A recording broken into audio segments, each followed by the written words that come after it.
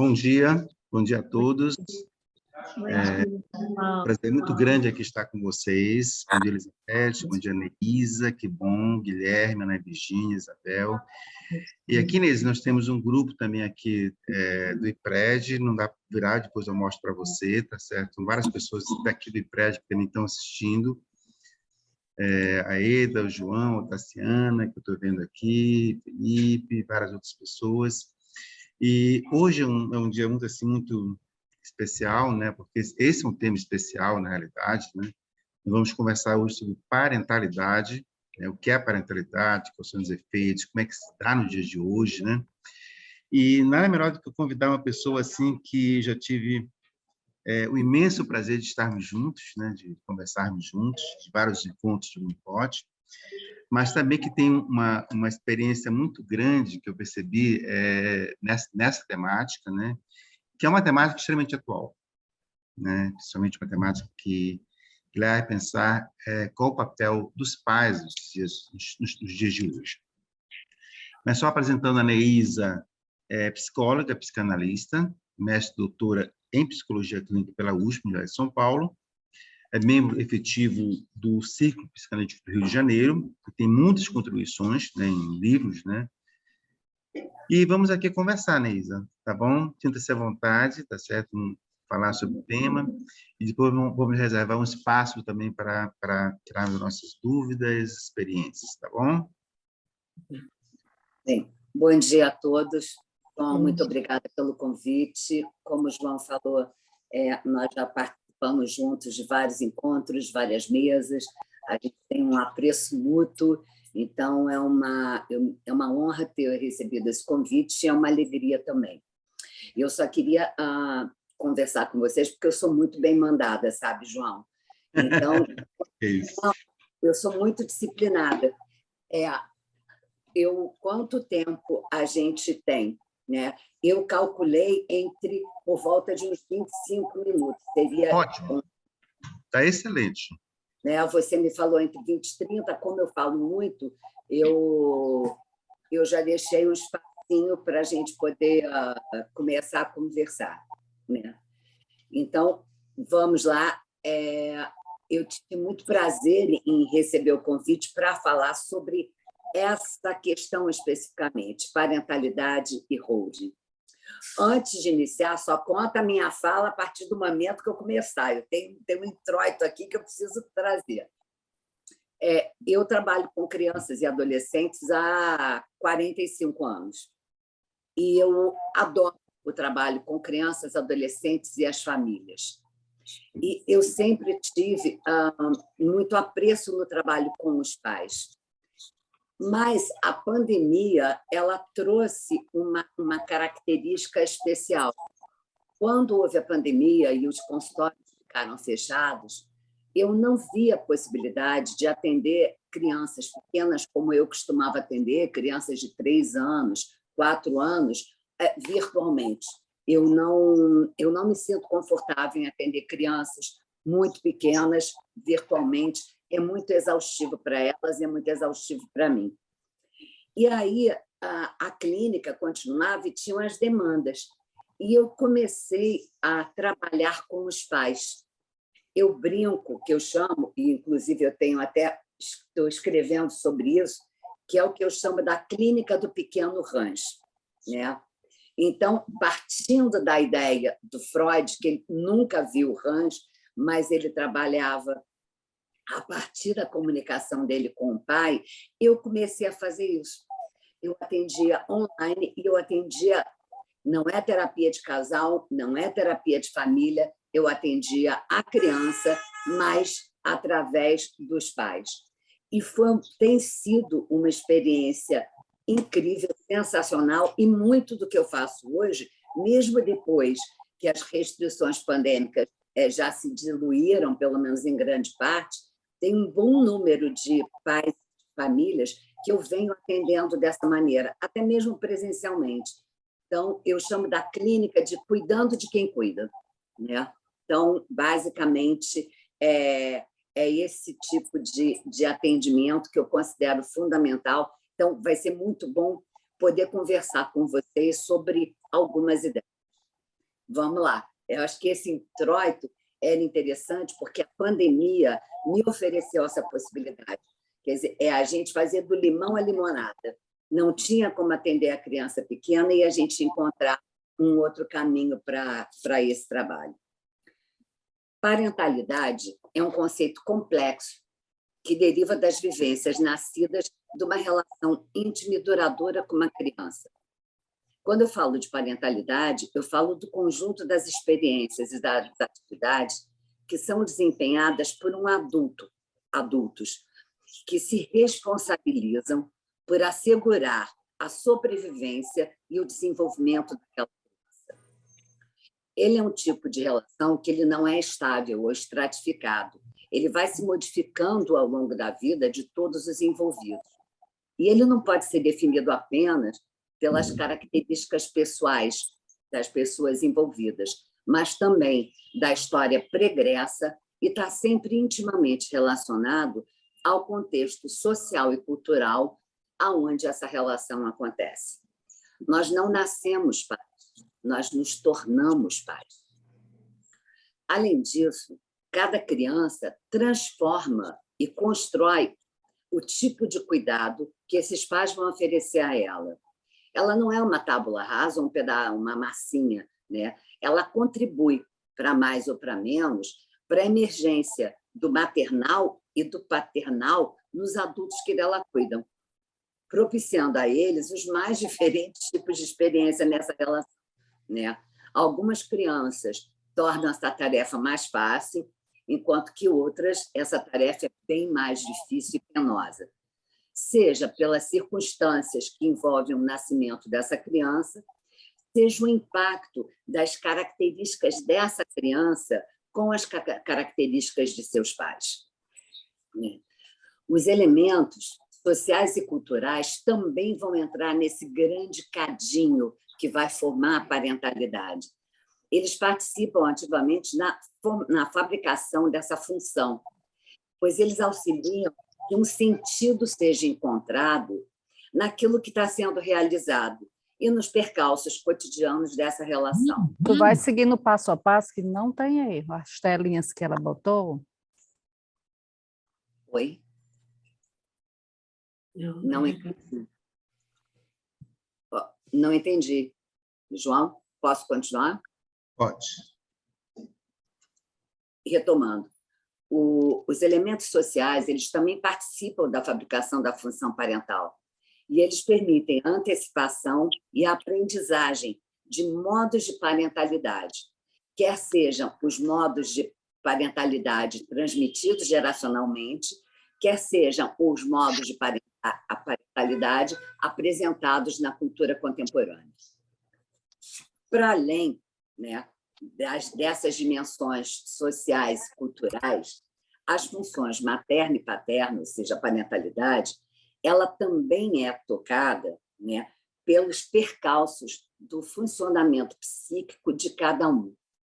Sofrimentos antigos que não foram apaziguados reaparecem de maneira muitas vezes brutal no momento da constituição da nossa descendência.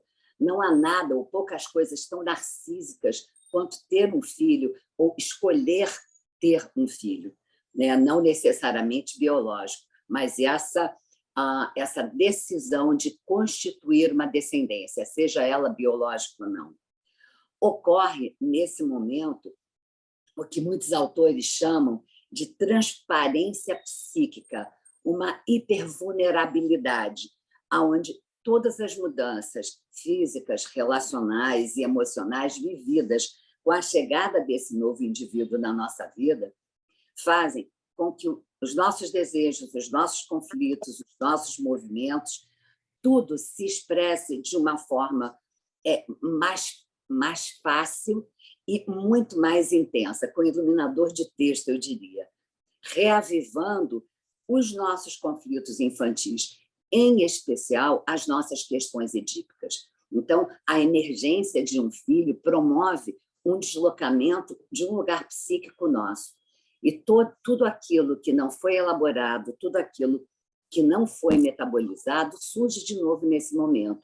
Então, é no meio desse grande turbilhão que vai se construir, ou não, o lugar do novo indivíduo no grupo familiar.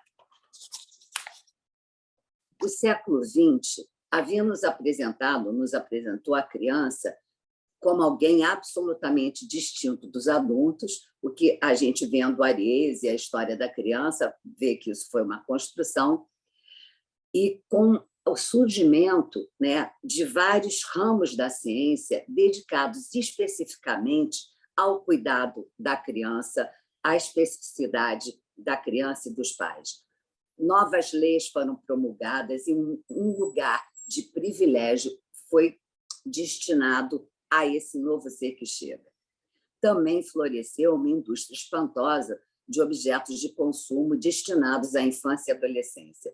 Então, o que a gente vê, de uma maneira geral, é um movimento cultural extenso, onde o adulto passa a ser convocado a um lugar muito significativo, o protetor da infância. E a infância passa a ser colocada num lugar, muitas vezes, perigosamente idealizado, que é um momento de liberdade, de criatividade e de plenitude, o que, na verdade, é mais distante, porque a infância é tormentosa, onde você vive emoções vulcânicas a cada minuto. Mas há uma fantasia, né, de que a infância é um momento de felicidade que vai ser perdido adiante na vida adulta, né? Melhor ainda, nessa situação da infância, é que a infância vai ser um tempo sem ônus, sem responsabilidades, sem perdas, sem frustrações. Essas todas vão ser delegadas aos adultos guardiões, esses sim integralmente responsáveis em produzir futuros adultos de sucesso. A preocupação e o compromisso são o de assegurar o futuro de um adulto de sucesso, de um adulto feliz. Esse modo de funcionar no século XX, até os anos 60, ele era predominantemente marcado por uma relação autoritária, pela repressão, por uma escuta escassa e desqualificada do discurso infantil, aonde os pais sabem ou sabiam aquilo que era bom para a criança, explicitamente falando. Hoje, o oposto acontece. As crianças demandam, exigem, é a síndrome do Luís XIV, monarcas absolutistas, expostas a uma miríade de atividades e de ofertas, protegidas em demasia, onde o mundo lhes é apresentado de um modo mascarado, editado, aonde os lutos, os fracassos e as dores precisam ser evitados, né? Aparentemente, são duas situações opostas. E eu quero mostrar na conversa com vocês que, na verdade, plus ça change, plus c'est la même chose. Na verdade, não vai mudar. Vai ser a mesma coisa, embora o modo de apresentação seja distinto. Dentre os vários modos, eu acho até que eu posso falar agora para poder dar continuidade. Vocês vejam, tanto na situação inicial, aonde ou até os anos 60, o discurso autoritário, ele oferece à criança um saber preconcebido. Então, os pais sabiam sobre a criança. Na relação contemporânea, né, os pais também continuam sem saber sobre a criança, porque isso é alguma coisa que a gente vai aprendendo ao longo do tempo, mas como eu vou conversar com vocês adiante, né, eu, em vez de aprender a aprender com ela, a ouvi-la, eu fantasio a criança que eu fui e eu ofereço para ela aquilo que a criança que eu fui queria ter tido. Em ambas as situações, as crianças continuam não sendo nem vistas nem ouvidas. Porque entre eu e a criança que eu cuido, existe uma outra criança concebida que se interpõe entre eu, pai, e a criança real, né? Bem, nessa grande confusão, tem um outro fator extremamente importante na construção da parentalidade contemporânea. Vale a pena ressaltar a imensa transformação cultural ocorrida a partir dos anos 90, que foi a globalização. A globalização foi um termo empregado por um alemão chamado Levitt, em 1983, foi a primeira vez que esse termo foi utilizado, com referência justamente a esse movimento avassalador, um divisor de eras na sociedade, na nossa cultura, em referência a esse surgimento desse movimento global de mercado, onde bens, serviços, tecnologias e capitais eles superam as fronteiras do espaço e do tempo, né? E se a globalização ela aproxima indivíduos, ela também dissolve as fronteiras e as diferenças naturais. E, com isso, ela dificulta o encontro e o reconhecimento de limites e de identidades distintas de cada cultura, de cada indivíduo. Ao mesmo tempo em que as mensagens são instantâneas, multiplicadas em volume, elas acabam sendo, paradoxalmente, mensagens sem um mensageiro dirigido, porque elas são despejadas sobre cada um, ou sobre qualquer um, né? E ficamos, diante dessas mensagens, avassalados e diluídos num grande conceito global de indivíduo, né? Que muitas vezes é muito distante de nós. E quanto mais a gente se afasta desse conceito global, mais isolado a gente se sente ou a gente se torna, né? Essa transformação cultural ela é radical e ela é irreversível. E o lugar da mídia na família contemporânea é avassalador, tanto em relação aos pais como em relação aos filhos. Eu não conheço uma única família onde a tela, como muitas vezes as pessoas chamam, não ocupe um lugar preponderante e muitas vezes soberano no cotidiano de todos. Aí a gente tem um problema. Como é quase impossível promover um filtro rigoroso naquilo que atinge cada indivíduo, né, protegendo de acordo com as suas necessidades específicas, as crianças, na sua maioria, ficam expostas a um universo absolutamente indiscriminado, aonde elas ficam expostas a um universo adulto, compartilhando os mesmos estímulos e afastando a elas e aos pais das especificidades dos seus momentos evolutivos. O grande risco dessa situação é exatamente a perda da individualidade, da singularidade, da capacidade discriminatória dos elementos nessa relação, no reconhecimento do outro como diferente.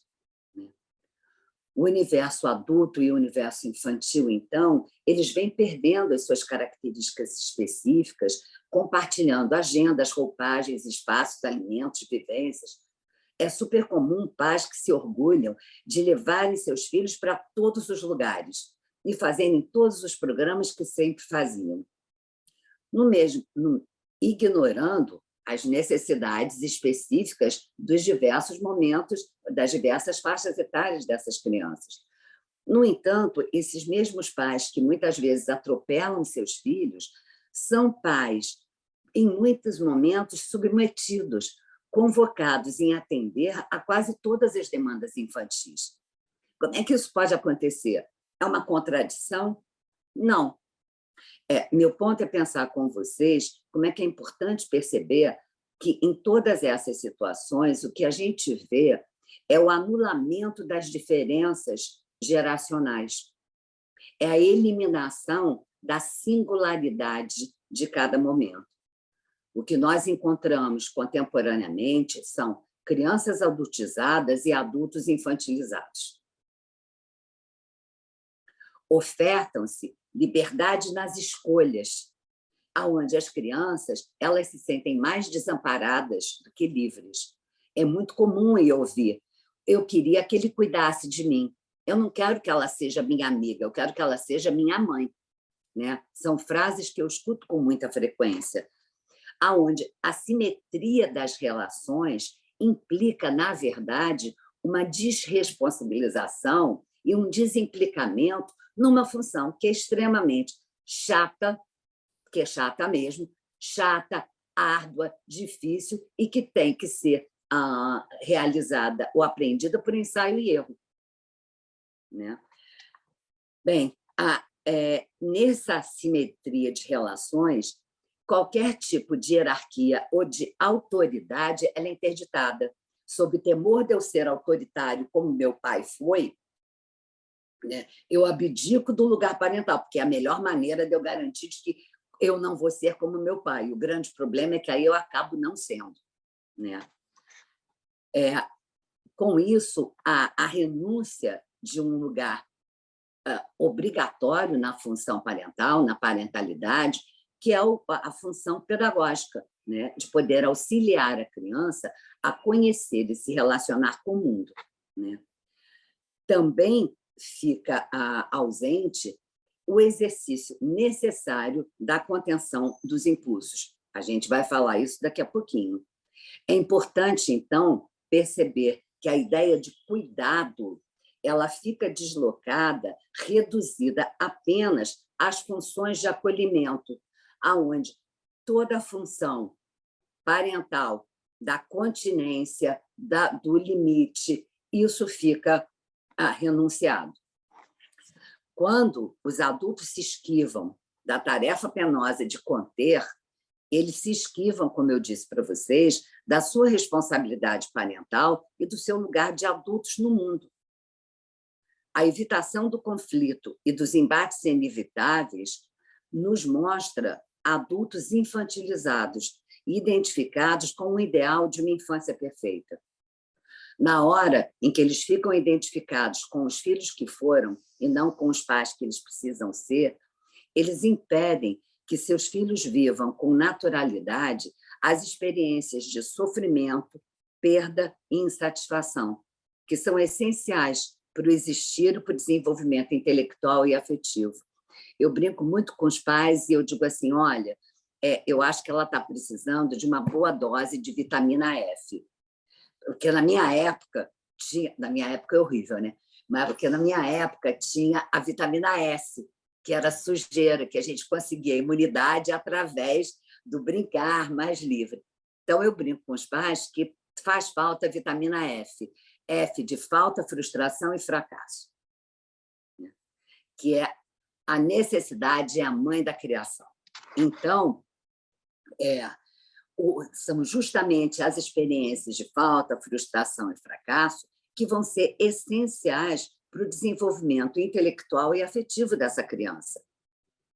Cabe aos pais a tarefa, que não é fácil, com toda certeza, sobreviver à fúria dos seus filhos e suportar, sem retaliar, o peso dessa carga impulsiva.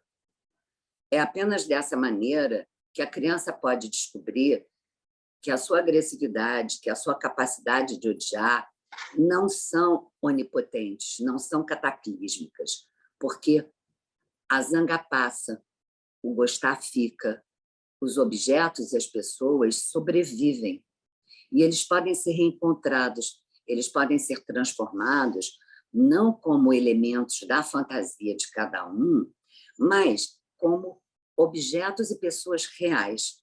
Eles podem encontrar uma realidade que, se não tem o poderio, a supremacia da fantasia, também dá um alívio gigantesco quando nos liberta da ideia da destrutividade absoluta.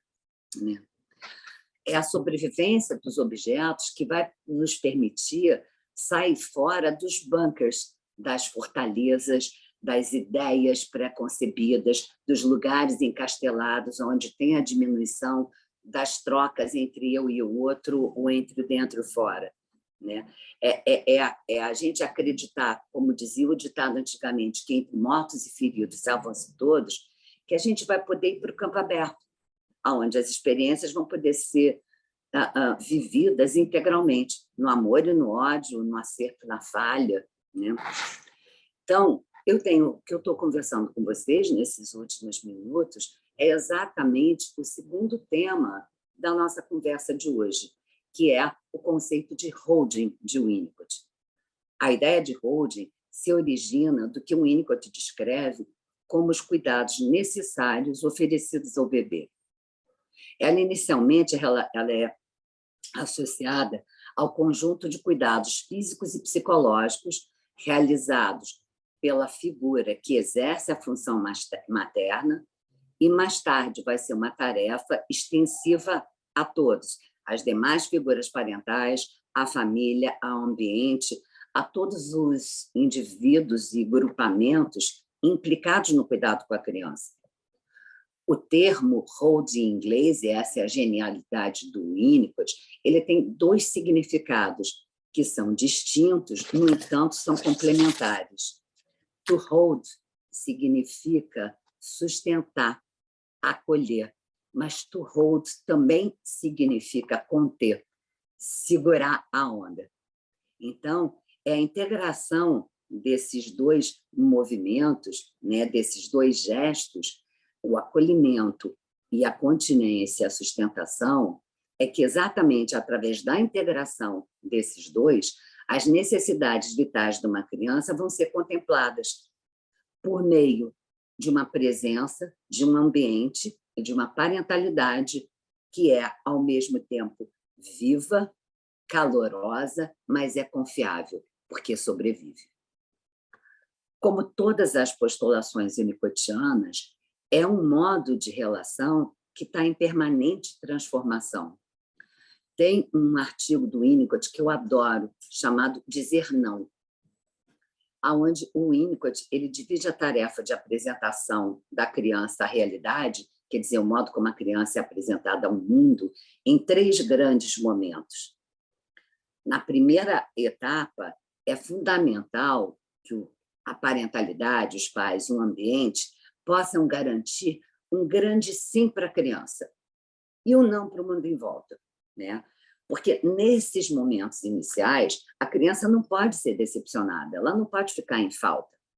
E aí a função da parentalidade proteger o bebê, dizendo não para o ruído, dizendo não para os estímulos excessivos, né? Dizendo não para tudo aquilo que puder ser disruptivo para para o processo dela de crescimento, né? Então, eles mantêm o bebê, né, protegido das experiências profundamente disruptivas e são, sim, integralmente responsáveis pelo bebê e pelo bem-estar. Só que isso só é válido por algum tempo. Numa segunda fase, as mães precisam começar a permitir que as suas crianças conheçam, essa até é uma frase do Winnicott, tá? As crianças precisam, vou repetir, as crianças precisam começar a permitir que suas crianças conheçam algo dos perigos contra os quais elas, mães, a protegem. E elas precisam agora iniciar a dizer não também para os filhos, não só em termos dos perigos que o cercam, mas também a respeito dos efeitos das respostas dessa criança no mundo. Então, elas começam a apresentar à criança de que o que ela faz tem um efeito no mundo. Elas começam, então, a delegar tarefas e competências para a criança. E a grande validade disso, e a grande importância disso, é quando a mãe reconhece nelas uma capacidade para tal. O Winnicott fala, e eu concordo com ele em gênero, número e grau, né, de que crianças precisam dar mais do que receber.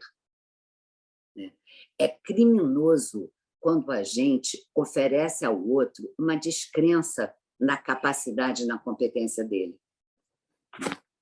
Há muitos anos atrás, eu fui a Florianópolis e tinha outdoors pela cidade inteira com uma frase que eu nunca mais esqueci, deve ter uns 15 anos. Dizia assim: quem dá esmola rouba o futuro. E eu acho que se aplica exatamente ao que a gente está conversando aqui.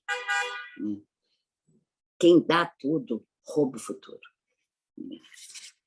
Continuando, no terceiro momento, esse processo vai envolver explicações e a necessidade da compreensão da criança, ou seja, a necessidade do exercício mais pleno da capacidade afetiva e intelectual da criança, aonde ela vai poder aprender o que nós pensamos, né?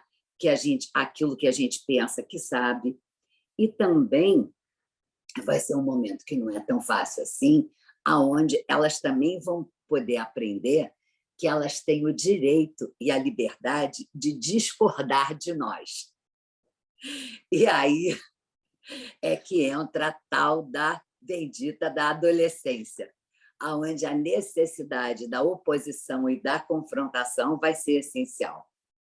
Então, nessa altura do campeonato, né, a criança, já em crescimento ou quase adolescente, ele já é capaz de perceber de que há ideias, pessoas e histórias que o antecederam. Compreende que tem um mundo independente dela e que, embora, né, possa ser muito distinto, possa ser diferente, possa até, muitas vezes, ser oposto a ela, não é antagônico a ela, não é contra ela. Então, aonde o não é eu não gosto, não é eu não te quero ou você não tem valor. O não para o outro é, muitas vezes, o sim para mim. Então, para que isso tudo aconteça, a parentalidade vai precisar ser um lugar de confiabilidade, aonde todas essas vivências possam ser vivenciadas inicialmente num lugar, né, onde o ambiente não corre o risco de ser destruído. Não corre o risco de ser destruído pela personalidade, nem de um nem de outro. Se por alguma razão os pais não confiam, né, nem em si ou na capacidade do seu filho de ver se tornar responsável por si mesmo, o que esses pais vão fazer? Como a gente vê muitas vezes, eles começam a retardar os processos de amadurecimento. Em vez deles passarem por esses 3 fases, por esses 3 momentos, eles vão mantendo, por um tempo demasiadamente longo, a responsabilidade de manter o mundo a uma distância segura.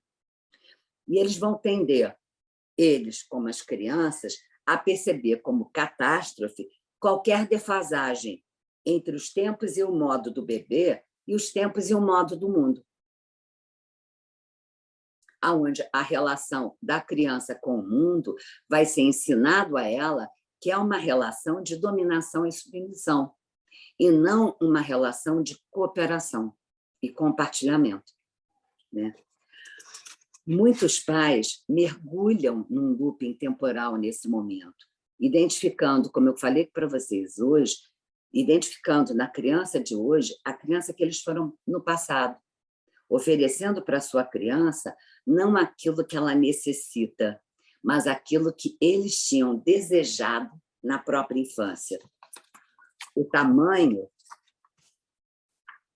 da oferta e da disponibilidade tem muito mais a ver com o aplacamento das fantasias infantis nos adultos. Então, nesse cuidado com a parentalidade, o nosso trabalho, antes da gente ver a criança, é da gente poder ver que lugar é esse de paz que esses pais estão podendo ocupar.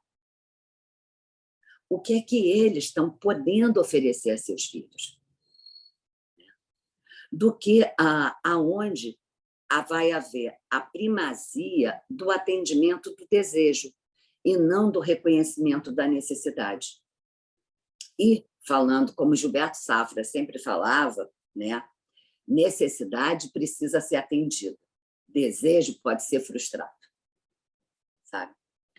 Seja por falta, seja por excesso, o que a gente pode identificar é uma falha temporal, é um congelamento, não só nesse looping, onde tem essa espécie de dobra temporal, onde, em vez de ver a criança atual, eu vejo a criança que eu fui, também há um congelamento, onde há uma estratificação no modo de cuidado, e você mantém um tipo de cuidado permanentemente, que eu chamo de embebezado, né?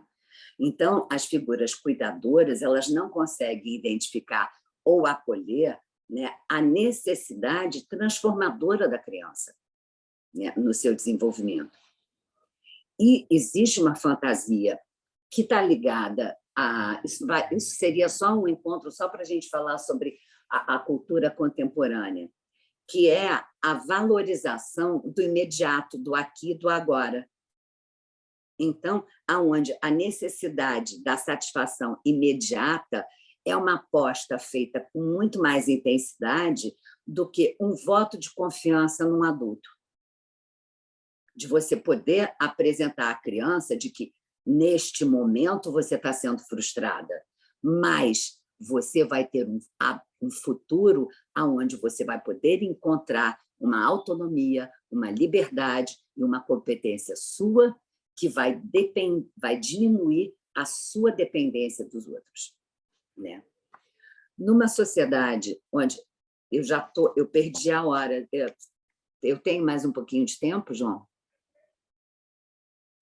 Sim, Inês, pode continuar, tá? Um pouquinho. Estou acabando.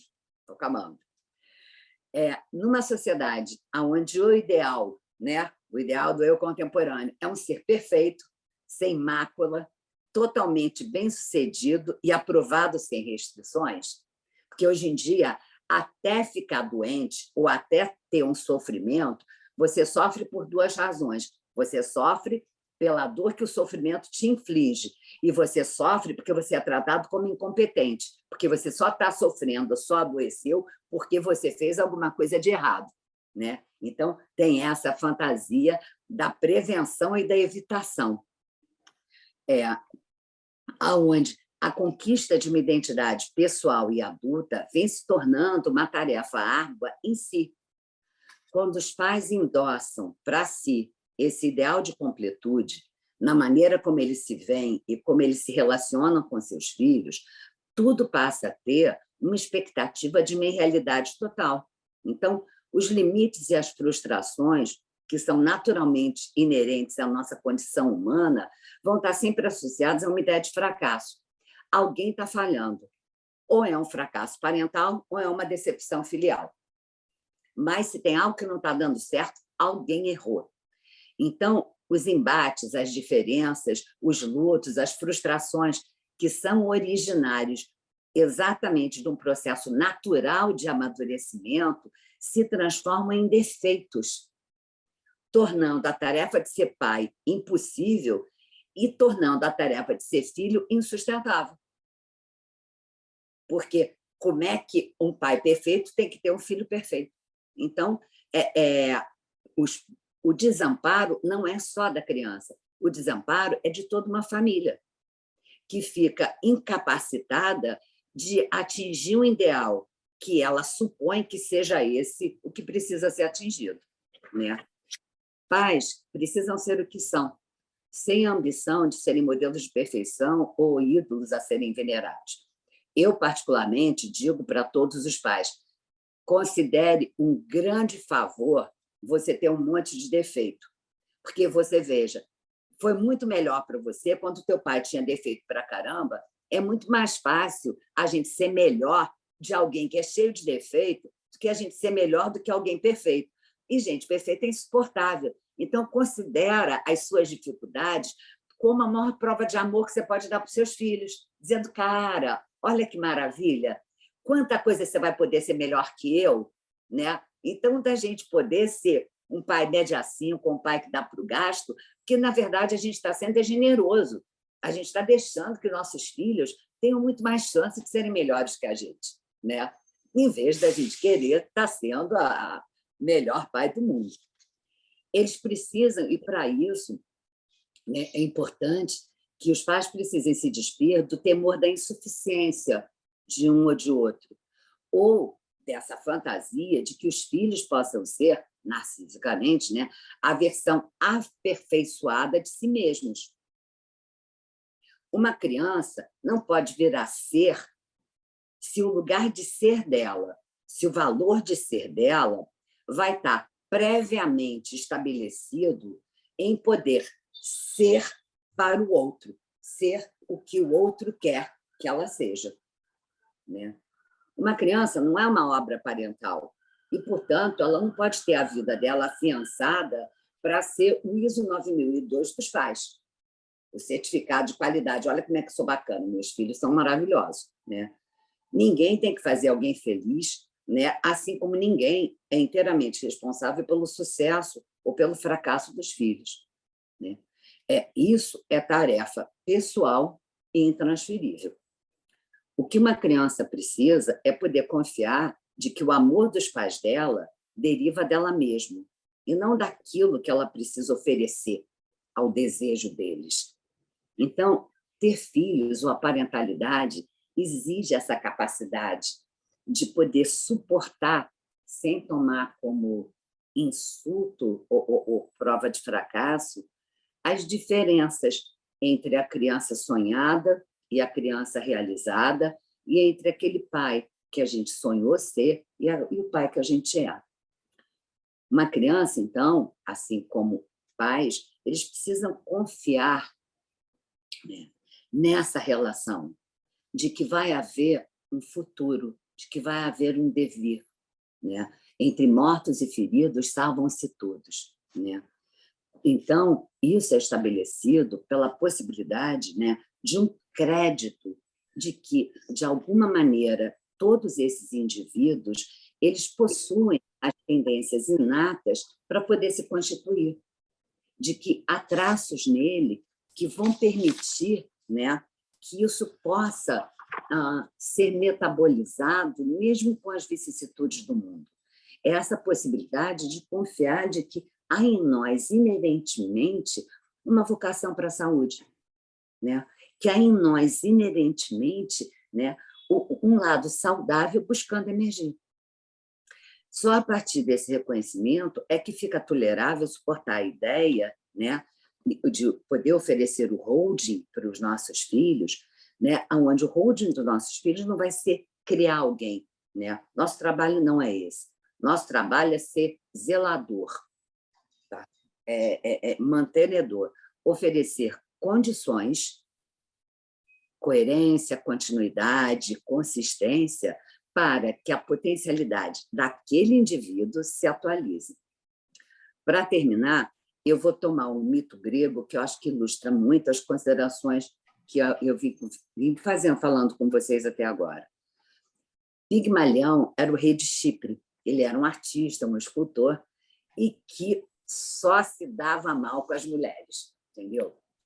Então, ele só teve milhares de relacionamentos fracassados.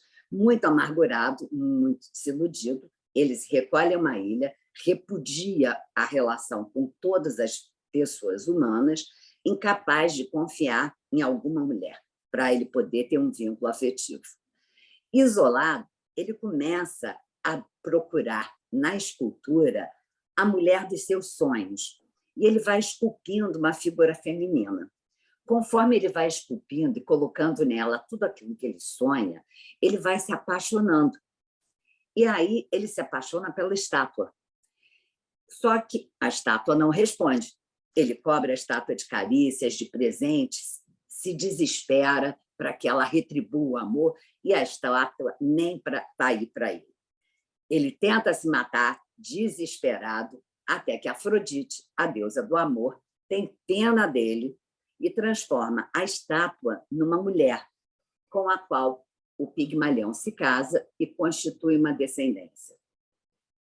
Eu trago essa história para vocês para fazer algumas perguntas. A quem Pigmalião amava? Ele amava a estátua por si mesmo ou ele amava a obra que ele criou? A parte idealizada dele, projetada do lado de fora. Quando a gente ama, a gente projeta no objeto amado características que nós idealizamos e desejamos encontrar, tomando aquele traço como algo que é nosso, que está, digamos assim, depositado, emprestado no lugar do outro. Então, quando nós temos os nossos filhos, o nosso amor é dirigido para quem? A criança como pessoa que ela pode vir a ser, ou ao ideal narcísico parental projetado e ao qual ela corre o risco de ter de se submeter. O verdadeiro holding é aquele que oferece ao indivíduo a possibilidade de existir por si mesmo, de possuir um valor de existência legítimo, independente do que ele possa ofertar inicialmente. E eu acho que aí é que o mito se completa, quando é Afrodite que transforma a estátua em pessoa. É através da nossa capacidade amorosa, das identificações empáticas, que nós somos capazes de humanizar, de atualizar o idealizado, para a gente poder encontrar, de fato, os nossos filhos e o nosso lugar de paz, lugar que vai precisar ser permanentemente reconstruído e atualizado. A vida de uma pessoa é própria. A ela, e só a ela, cabe honrar com os custos dessa existência. Todo filho precisa aprender a ser piloto da sua vida. Aos pais, cabe a função de abrir a pilotagem de um barco que não é deles para se descobrirem faróis, referências nos momentos de tormenta e escuridão. Gente, muito obrigada.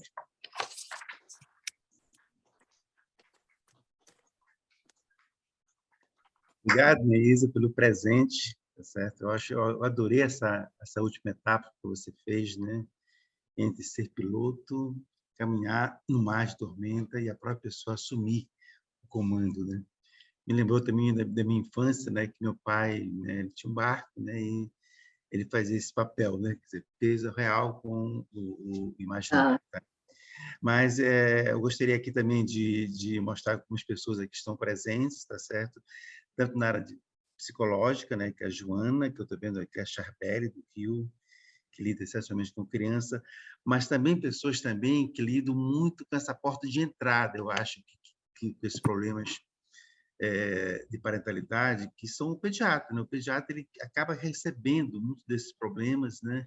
É o caso do Álvaro, que está aqui presente, e a Ana Beatriz, né? De Minas, né? Onde vai ser o próximo encontro, já no próximo mês, do Winnicott, em que o tema central é ambiente holding. Mas você fica à vontade de fazer algumas perguntas, aqui, inclusive daqui do grupo, daqui, também das pessoas que estão online também. Mas eu lembrei quando você começou falando, né, da questão da parentalidade, que a parentalidade é uma questão de adultos, eu acho que ela ultrapassa a questão da mãe, do pai, adultos como da família como um todo, até da sociedade, né? E muitas vezes você falou da questão do papel da cultura também, né? O quanto essa cultura acaba influenciando na formação da criança, né? Mas tem uma pergunta, Inês, que eu fiquei muito intrigado, não é pergunta não, que quando você colocou as fases, né, que vai desde o sim, né, naquela fase que precisa da mãe para sobreviver, literalmente, né, do meio para sobreviver, até chegar no não, até autonomia, né? E chega um momento que os pais têm que dizer não. Por que é tão difícil hoje os pais dizerem não, Neisa? Qual a sua percepção, assim, enquanto as pessoas pensam em perguntas aqui? Porque é muito ruim ser a bruxa malvada do Oeste, porque todo mundo gosta de ser a fada boa do Leste, né? Eu vou dar até um exemplo para vocês, dividindo uma história pessoal que eu uso muito com as famílias que eu trabalho. É verídica, né?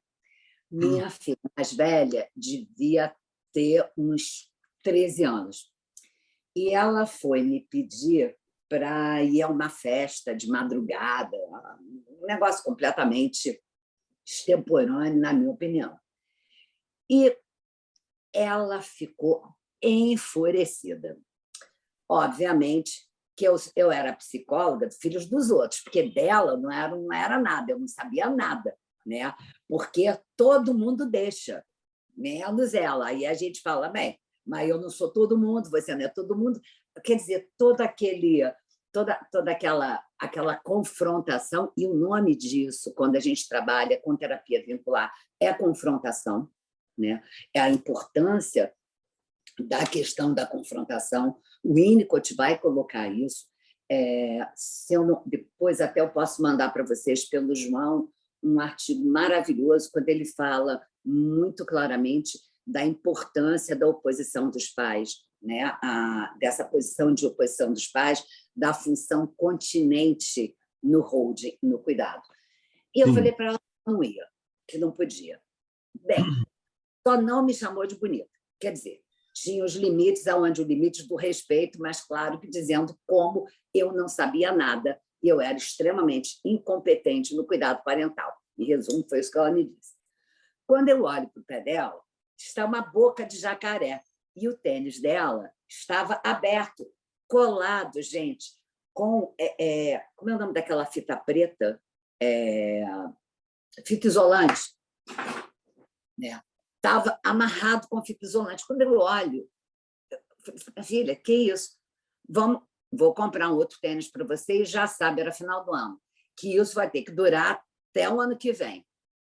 Nós fomos. Quando a gente chegou no shopping, ela virou para mim e me pediu, minha filha está com 37 anos, essa mais velha, me pediu se eu podia comprar um All-Star de estrelinha, que era o máximo na época. Aí eu olhei, eu vi o preço, perguntei, na escola deixa? Deixa, se for azul marinho ou preto, pode. A diferença de preço era ridículo, eu comprei o All-Star preto. Ela me abraçou e, mãe, eu te amo, você é a melhor mãe do mundo, você é maravilhosa, abraços e beijinhos e carinhos sem ter fim. Aí eu viro para ela e digo assim, engraçado, né, Isabela? Há 10 minutos atrás, eu era a bruxa malvada do Oeste. Agora, eu virei a fada boa do Leste? Que espanto! E aí ela vira para mim, na cara de pau, e diz o seguinte, ora, mãe, eu sabia que você não ia deixar, mas se eu não dou os meus chiliquinhos de praxe, você fica muito mal acostumada.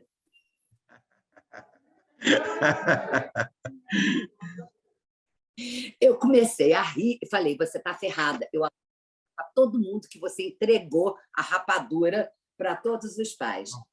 Ou seja, exatamente esse exercício que é fundamental.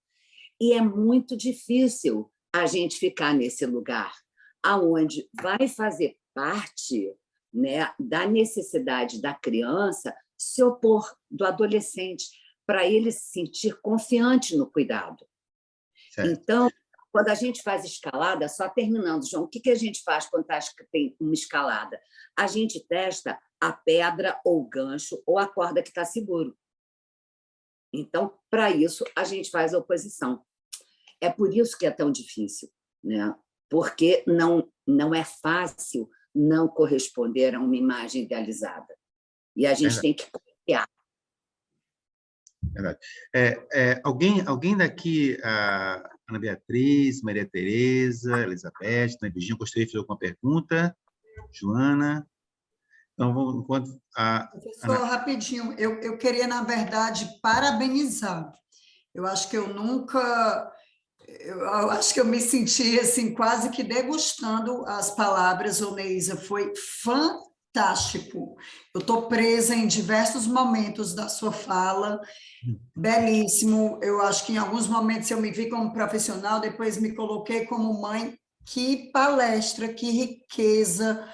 Professor João está de parabéns, formidável. Eu queria ter acesso novamente a essa gravação, porque foram tantas colocações importantes de cultura, de papel, de mídia, de espaços, de tantas informações importantes ao mesmo tempo, que me remeteu muito a uma frase do Sérgio Vaz, que ele fala que quando a infância, quem tem a infância roubada acaba furtando o futuro de alguém, né? Eu acho fantástico ele, e é muito disso, né, do que você falou, dessa infância roubada, se resume muito a essa fala dele. Muito obrigada mesmo, que fantástico, parabéns. Ana Beatriz. Eu vou passar a pessoa daqui depois. Então, pessoal, assim, cada vez que eu ouço vocês, a gente enriquece, né, os conteúdos, né? E eu, como pediatra, vivo isso aí o tempo inteiro. Então, essa questão do não falar não dos pais, que eu vejo isso muito, eles têm muita dificuldade do não, e eu sempre brinco com eles, qual a parte do não que vocês não entenderam, se quer que desenha, né? Então, acho que é esse medo mesmo de que os pais têm de ocupar um lugar ruim, um lugar do malvadinho, né? Só que isso eu tento mostrar para eles que isso é um descuidado. Quando você não fala não, quando você numa cultura, você está tendo um descuidado com a criança, que ela precisa desse limite, ela precisa desse amparo, E eu sempre brinco assim, não, a banda não toca desse jeito. Quando meu filhinho era pequenininho, que ele começava a chorar, eu falava assim, meu filho, chora, porque quando tinha algum não. Chorar é ótimo para a sua saúde, porque expande o seu pulmãozinho e limpa a poeira dos seus olhinhos. E ele falava, eu não quero expandir o pulmãozinho. Eu falava, tá bom, quando você acabar o show, a mãe conversa, mas a resposta é não. Aí ele limpava os olhinhos e falava, mamãe, eu já acabei o show. Eu falei, então agora a gente vai conversar. Então, mas isso dá trabalho, né? Falar não dá trabalho. E eu acho que hoje o povo está tão correndo, os pais estão tão correndo, que é melhor deixar um celular, deixar alguma coisa e pronto, acabou. Então, eu acho que escutar vocês, assim, eu tenho ficado tão enriquecida, gente, e eu só tenho que agradecer, porque isso, com certeza, vai construindo aí a minha escalada como pediatra e tem me ajudado muito. João, você é demais, então, muito obrigada, gente. Só isso mesmo. Nós que agradecemos, Beatriz. No próximo mês vamos estar aí, viu? Eda, tem que filmar. Parece você. Olá, bom dia, boa tarde já, né? Tem que olhar para cá. Meu nome é Eda, sou terapeuta ocupacional, tá? Aqui do Conecta. Então, assim, eu também quero parabenizar, tá? Eu gostei muito da sua fala, fiquei muito com ela. E, exatamente por conta dessa identificação e do que você estava explicando, né, sobre a sua experiência materna também, é que, assim, eu trabalho com crianças especiais. E considerando todas as questões que você colocou de contemporaneidade, né? Todas as questões culturais que se envolvem dentro dessa construção dessas funções, né? Maternas e paternas, da parentalidade em si, eu estava pensando assim, qual seria a sua visão, né? Sobre a sua prática, sobre o seu estudo a respeito de pais que se defrontam contemporaneamente falando, né, com um diagnóstico adverso, né, não só na questão do autismo, mas qualquer tipo de dificuldade real no início da formação desse holding, para uma construção de uma infância que, por si só, já será problemática, no sentido biológico da questão. Eu queria assim, entender qual é a tua análise a respeito de mais esse fator, né? Porque não é nenhuma questão entre o bebê real e imaginário da fantasia, né? Mas da realidade, porque realmente esse bebê ele traz uma outra realidade jamais, eu penso, idealizada ou pensada possível de acontecer. Então, eu queria entender um pouco da tua análise a respeito dessa parentalidade. Obrigada. Olha, Eda, eu sou muito grata falando com o João, porque o início da minha formação foi em psicologia hospitalar. Isso no final dos anos 70, início dos anos 80, nem tinha a psicologia hospitalar como um campo específico. E eu fiz uma pós-graduação que equivale a uma residência no Hospital Fernandes Figueiras, né, na Fundação Oswaldo Cruz, aqui no Rio de Janeiro, que é um hospital materno-infantil. E eu trabalhei com crianças que, na época, com fibrose cística, que na época se chamava mucoviscidose. Eu trabalhei com crianças cardiopatas, com crianças, isso no Hospital da Lagoa, eu trabalhei com crianças com diabetes e trabalhei com crianças com má formação, né? Porque o Fernandes Figueiras é um hospital de referência com as crianças e suas famílias. Então, isso é alguma coisa que me foi muito, muito tocante e me ensinou muito. E o que, ao longo do tempo, eu venho aprendendo, né, é a importância do luto, né? Da gente não ter medo da dor da perda, né? Porque a gente precisa viver a dor. As táticas de evitação ou de negação da dor, elas promovem um sofrimento muito maior. Então, quando a gente tem um bebê ou tem uma criança que já tem um comprometimento, quer dizer, isso não é uma fantasia, isso é um fato, eu preciso duplamente elaborar o luto daquele bebê idealizado, né, que é extremamente distante, né? O bebê realizado, o bebê que está ali, ele é extremamente distante daquele bebê que eu sonhei. Eu fui supervisora de CAPSI, né? Então, aonde você tem uma criança onde não tem nem uma única... Não tem crianças que não são apenas autistas, elas têm o autismo e inúmeros outros comprometimentos. E é um sofrimento terrível. E se você não tem uma identificação empática com esses pais, né, e sai de um lugar de juízo de valor, onde o pai tem que fazer isso ou aquilo, mas se colocar no lugar desses pais, né, e ser parceiro desses pais no sentido da elaboração do luto. E o que é a elaboração do luto? Elaboração do luto, para mim, é uma espécie de alquimia. É quando a gente converte, né, a falta num outro tipo de presença, sabe? É que nem os alquimistas da Idade Média. Então, onde você tem o estanho, você precisa transformar. Você tem aquela criança, e como é que você vai poder fazer o trabalho de restauração psíquica dessa criança? Assim como a gente faz 1000 procedimentos ou 1000 cirurgias, né, para poder ajudar essa criança a viver qualitativamente melhor com aqueles comprometimentos, a gente também vai precisar fazer operações psíquicas, né, para a gente poder não transformar aquela criança numa criança que ela não pode vir a ser, mas de oferecer para você e para ela a plenitude da experiência possível.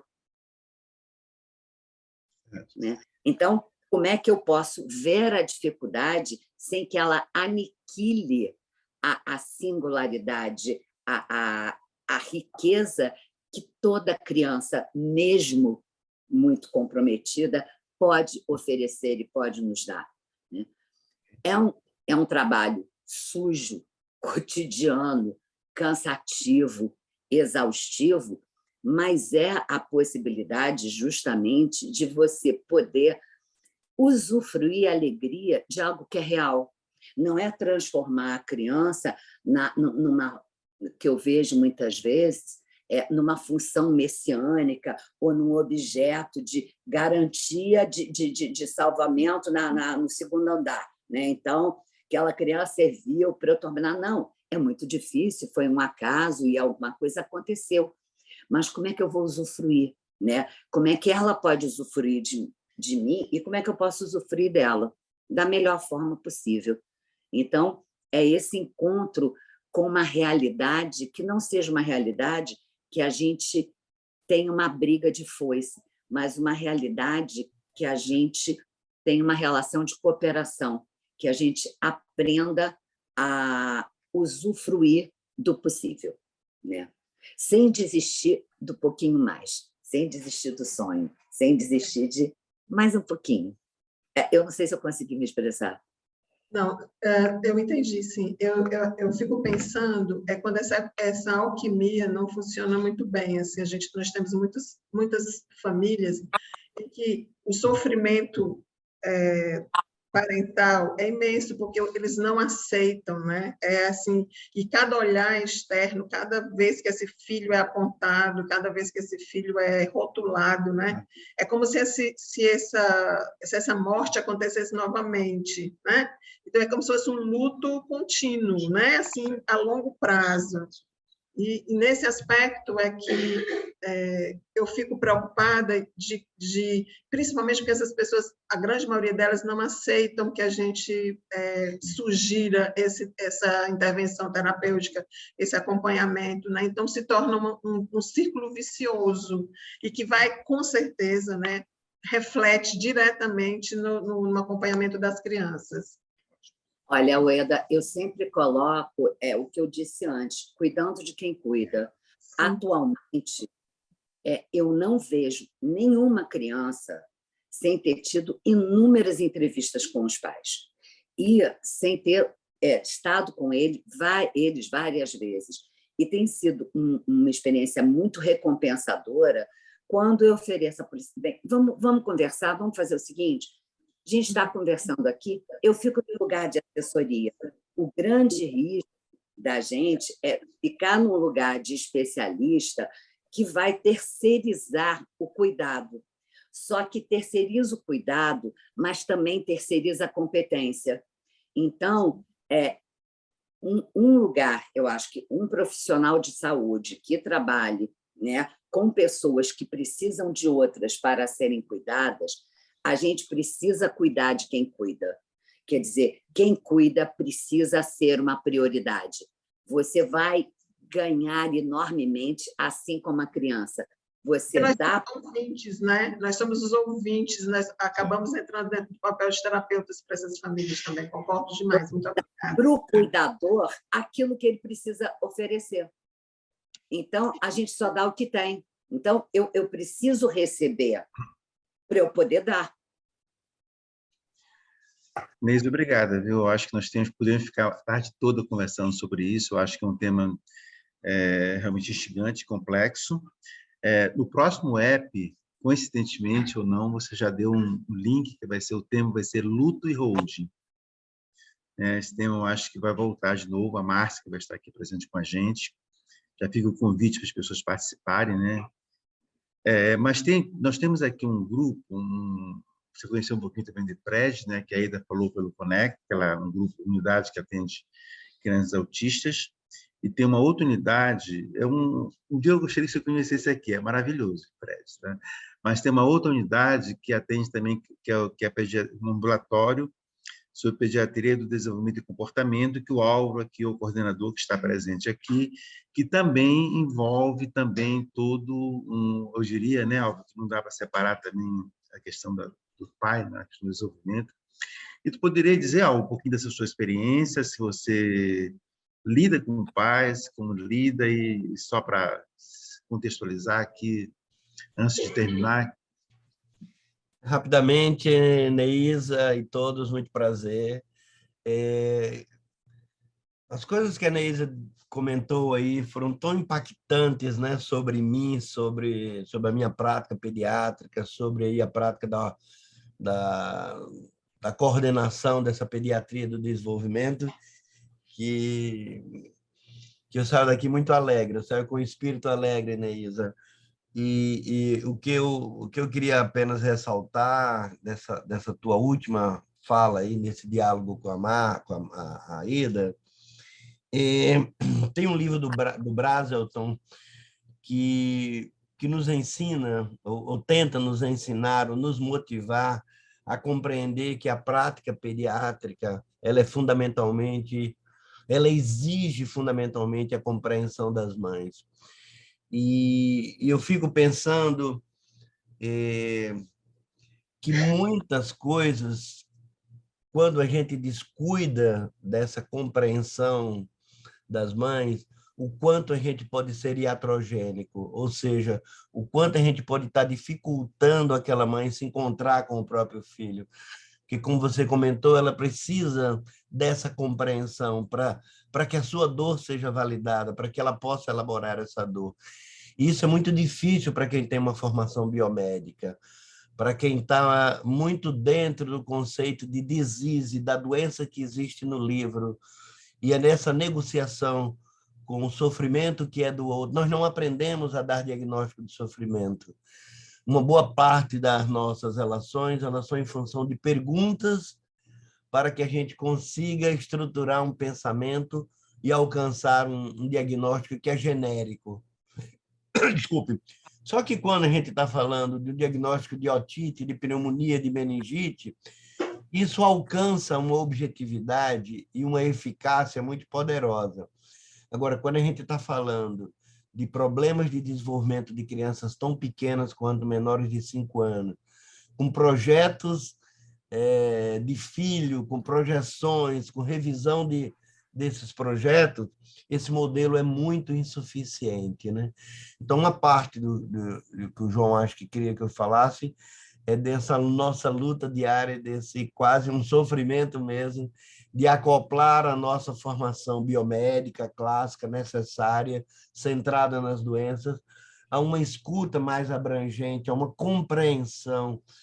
Até porque uma aluna disse essa semana que, ali é o mês passado, atendeu uma mulher 2, 3 horas da manhã na emergência, que fazia umas 3 ou 4 horas esperando lá fora. E quando eles entraram no ambulatório, né, já foi, isso é um absurdo, doutora, eu estou esperando aqui, minha menina com febre. e ela disse que foi tomada de uma atitude que aprendeu com a gente aí. Ela se levantou e disse: pois eu estou aqui para atender seu filho. Eu queria saber qual é o seu nome, qual é o nome do seu marido, o nome da sua criança. Por favor, podem sentar. Eu estou aqui agora exatamente porque vocês estão na minha frente. Então, isso é uma postura maravilhosa, né? De quem para concluir mesmo, tem uma dimensão que eu aprendi com vocês aí, que a gente vem trabalhando, que é a imaginação médica, ou a imaginação geral, né?